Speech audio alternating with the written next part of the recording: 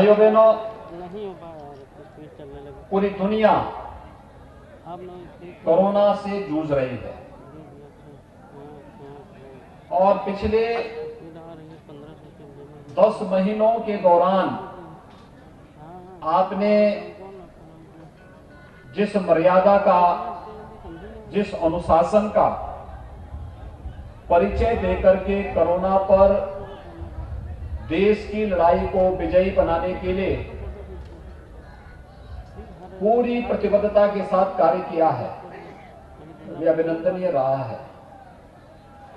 मैं प्रधानमंत्री मोदी जी का आज के अवसर पर अभिनंदन करता हूं, जिन्होंने घोषणा कर दी है कि 16 जनवरी से कोरोना के वैक्सीन लगेंगे।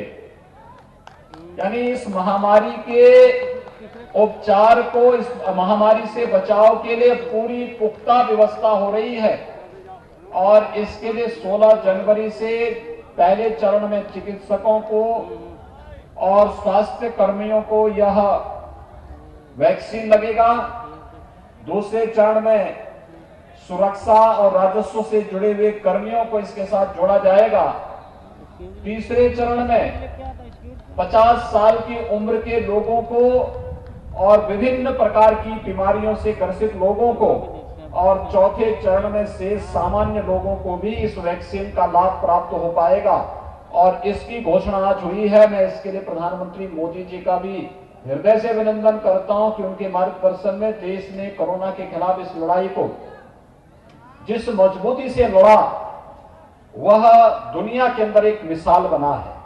और आज जब कोरोना से सफलतापूर्वक मुकाबला करते हुए हम लोग अब बचाव की उस स्थिति में आ गए हैं कि हर व्यक्ति के लिए बचाव के लिए टीका भी ले सकते हैं। और 16 जनवरी मकर संक्रांति के तत्काल बाद टीकाकरण की कार्रवाई प्रारंभ हो रही है। ये सबके लिए, पूरे देशवासियों के लिए प्रसन्नता का एक अवसर होना चाहिए। प्रधानमंत्री मोदी जी का मैं विशेष रूप से इसके लिए अभिनंदन करता हूं, उनका आभार भी व्यक्त करता हूं और देश के वैज्ञानिकों को हृदय से बधाई देता हूं, उनका अभिनंदन भी करता हूं।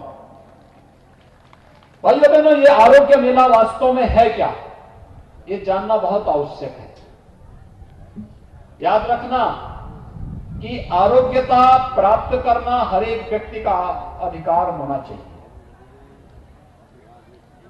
इस धरती पर बिना भेदभाव के शासन की योजनाओं का लाभ हर नागरिक को प्राप्त हो सके, ये शासन की पूरी इच्छा होती है, शासन की प्रतिबद्धता का एक हिस्सा होता है। लेकिन बहुत बार शासन की योजनाओं का प्रचार प्रसार नहीं हो पाता और प्रचार प्रसार न होने के नाते योजनाओं के बारे में लोगों को जानकारी नहीं हो पाती है। और जब लोग जानकारी नहीं रखते तो इसके बाद बहुत सारी योजनाओं से वंचित रह जाते हैं। अभी हम लोग आए, मंच पर आने के तत्काल बाद मेरे उद्बोधन के पहले उद्घाटन, लोकार्पण और उद्घाटन कार्यक्रम के बाद विभिन्न प्रकार की लाभार्थी परक योजनाओं के जो लाभार्थी हैं उनको मंच पर बुला करके उन्हें उनके सर्टिफिकेट उपलब्ध कराए गए। इस सर्टिफिकेट के पीछे का उद्देश्य है, ये इसलिए नहीं कि हम लोग आए हैं और उनके साथ फोटो होगी। इसके पीछे का उद्देश्य है कि जिन लोगों को मुख्यमंत्री आवास योजना का लाभ मिल रहा है, उस योजना से वह व्यक्ति जो अभी तक छूटा हुआ है, आने वाले समय में वह भी जागरूक हो जाए और वह भी योजनाओं का लाभ प्राप्त कर सके। इस योजना से उसे भी लाभान्वित किया जा सके। आयुष्मान भारत योजना या मुख्यमंत्री जन आरोग्य योजना का लाभ उस पात्र व्यक्ति को प्राप्त हो सके जो किन्हीं कारणों से पिछली सूची में छूट गया था, उसे भी इस योजना का लाभ प्राप्त हो सके।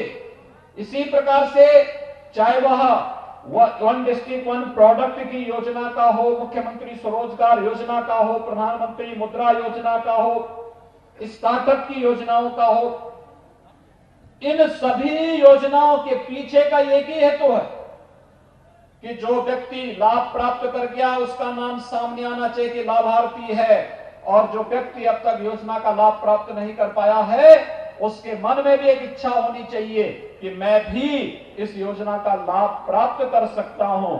और इस देश से जनप्रतिनिधि के साथ जब उसका संवाद होगा, हमारे सांसद विधायकों के साथ उसका संवाद होगा, तो इनके प्रयास से उस योजना का लाभ उस पात्र व्यक्ति को भी प्राप्त हो पाएगा। और मुख्यमंत्री आरोग्य योजना के पीछे का यही उद्देश्य है।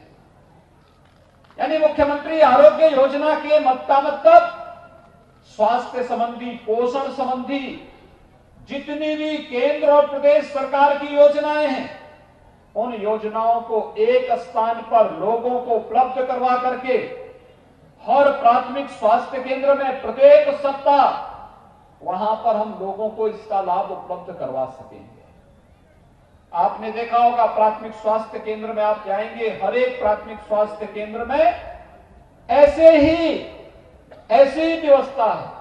वहां पर डॉक्टर सामान्य बीमारियों के लिए जांच भी करेंगे, दवा भी देंगे, लेकिन साथ साथ आयुष्मान भारत के बारे में भी बताएंगे, उसका कार्ड भी उपलब्ध करवाएंगे। आयुष्मान भारत का कार्ड उपलब्ध कराने के साथ साथ किसी को ट्यूबरक्लोसिस से वो पीड़ित है, टीबी से ग्रसित है, टीबी के उपचार की व्यवस्था भी वहां उसके लिए करेंगे। अगर किसी को अन्य कोई गंभीर बीमारी हो गई है, उसकी व्यवस्था भी वहां, उसके उपचार की व्यवस्था भी वहां पर करनी है। और साथ साथ किसी भी अन्य ऐसी बीमारी के बारे में, जिन बीमारी के बारे में उसे यहां पर उपचार नहीं मिल सकता, हायर सेंटर में भेज करके उसके लिए व्यवस्था करनी है, वह भी सुविधा वहां पर उपलब्ध कराने की तैयारी के साथ साथ बच्चों को लगने वाले टीकों के बारे में जानकारी देना और साथ साथ कुपोषण के खिलाफ देश की लड़ाई को मजबूती से आगे बढ़ाने के लिए भी हम इस योजना का लाभ दे सकेंगे। यह एक इसके पीछे का उद्देश्य होता है। और इसी बीच से जब हम लोगों ने पिछले वर्ष 2 फरवरी से मुख्यमंत्री आरोग्य योजना का शुभारंभ प्रदेश के अंदर किया था, पहले दिन 1 लाख लोग आए। दूसरे मेले में ये संख्या थोड़ी और बढ़ी और जब 15 मार्च को अंतिम हम लोग इस मेले को आगे बढ़ा रहे थे, उस समय तक हर मेले में 6 लाख 7 लाख तक लाभार्थी पूरे प्रदेश के अंदर आते हुए दिखाई दिए थे। इतनी बड़ी संख्या में लाभार्थियों का आना मेले की सफलता के बारे में स्पष्ट संकेत कर रहा था। लेकिन उसी समय कोरोना के कारण इन मेलों को हमें स्थगित करना पड़ा था। आज जब कोरोना को काफी हद तक नियंत्रित किया जा चुका है और वैक्सीन भी आ गया है, तो अब हम लोगों ने फिर से इन आरोग्य मेलों का शुभारंभ प्रारंभ कर दिया है।